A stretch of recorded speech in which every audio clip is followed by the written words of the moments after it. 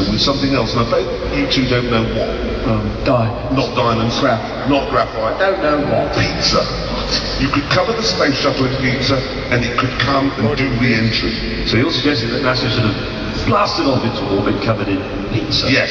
That's a little-known fact that you now have from me. Now you may move it along. You must be aware that you're an idiot. You must just talk now about... Okay, fine, let's move on, because it's time for us all to reacquaint ourselves with an old friend.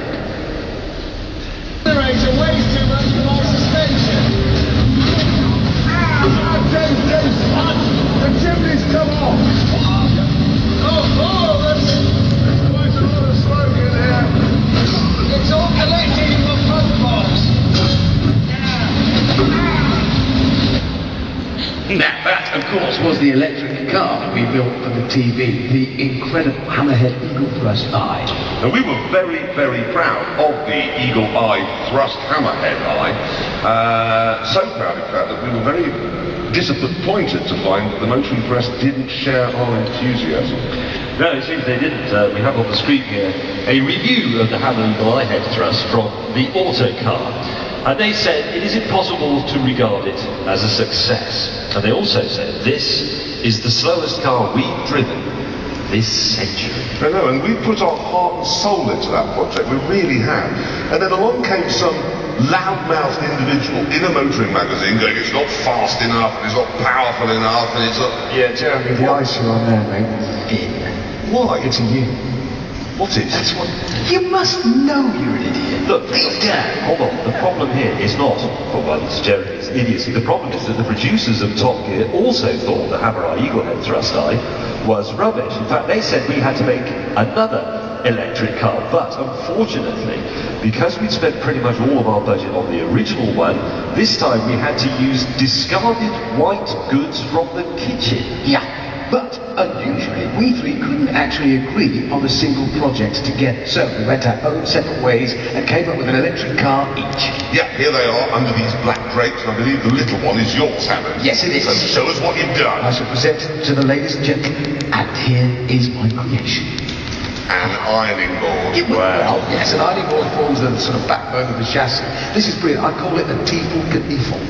And it works thus. Batteries power these food blenders along the sides. These are food blenders? It's out of the kitchen, aren't they? Yes, it runs along on those. An ironing board does form the spine of it. You lie on there, and then you operate the throttles and steer it with these steering irons. And it's articulated? Yes, like a snake. I don't know what we're going to have to do here, Hammond, but I am fairly confident that you are going to lose a finger. You know, if he's lying on it, he'll be losing something more substantial than a finger. Well, not more substantial. Well, no, because his is, of course, very short, but at least it's thin. Grown up. Anyway, James, come on, let's have a look what you've done. Right, what I have done, I call the Comet of Curries. There it is. The Comet of Curries, ladies and gentlemen. Let me talk you through it. Now, you see, electric cars are a bit of a problem, and I've gone back to first principles, really, the work of Michael Faraday in the 19th century, who understood and showed us that electromagnetic induction... James, a boring noise is coming out in the middle of your But face. you may think so, but it's very important, because it's about... No, what is important is your brief.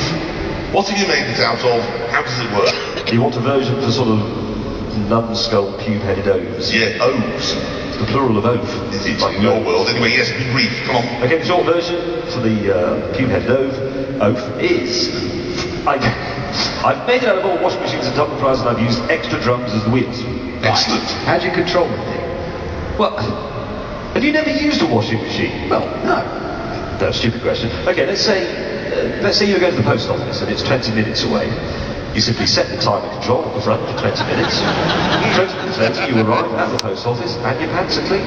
It's a hybrid. Unless, of course, you set the controls wrong, in which case you arrive at a tree with brown pants.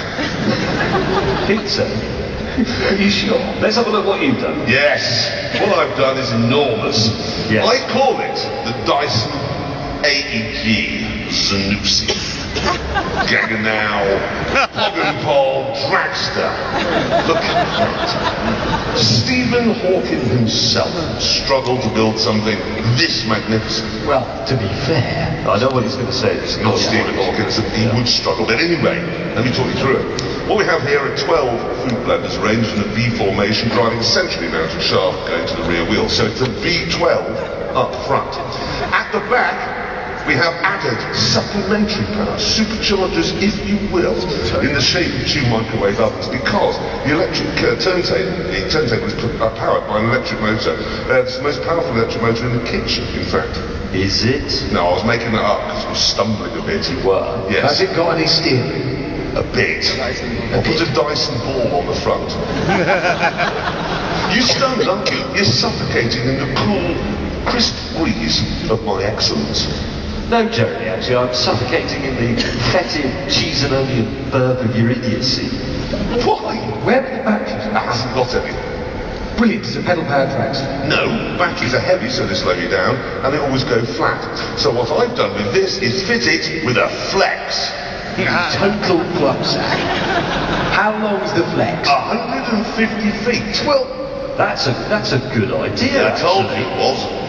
As long as he never goes out, goes to work, goes shopping, or goes on holiday more than 150 feet away from his house. Listen, in a drag race, this will cream you two, guaranteed. Well, who says we're having a drag race? Because there's a man in a white coat coming out with a gold envelope, always says the same thing. We're going to do a drag race. Read it out, what's it say? you are not doing a drag race. Instead, you will do 2 laps in a figure of 8 around the barrels laid down before you. Figure of 8, well, Yes. Suddenly, I'm looking forward to this. So am I. What I'm looking forward to actually is seeing James get into that washing machine, because occasionally you hear on the news about a dog that's got stuck in some white good, and you always think, I wonder what that would look like. I suspect we're about to find out. Ladies and gentlemen, an aging, smelly Labrador in a washing machine. Right. Turn it on then. Hang on. Here we go. Oh, it's true. I just haven't loaded the drum even. Right, let's do this quickly. Yes. So, 2 laps, yeah? The Dyson AG, taking its power from Sizewell being nuclear power. Yes. 2 laps, yeah? We're ready. Here we go. 3, 2, 1, go! Yes. Into the future. Mighty dragster. That thing's enormous. Yes. I can barely get round next time. I'm going to take this first barrel. I'm going to get round.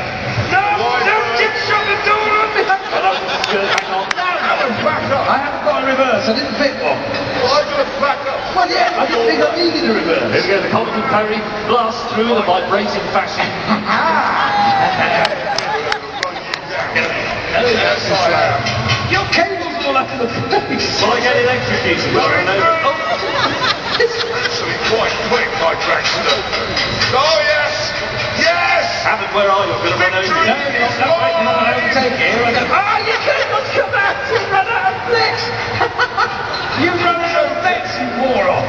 Why is it so? James up. I'm going to win. Victory is mine. I can see the finish line. It's in view. Over Jeremy's cable and I am victorious. Yeah. Thank you. Oh, yeah.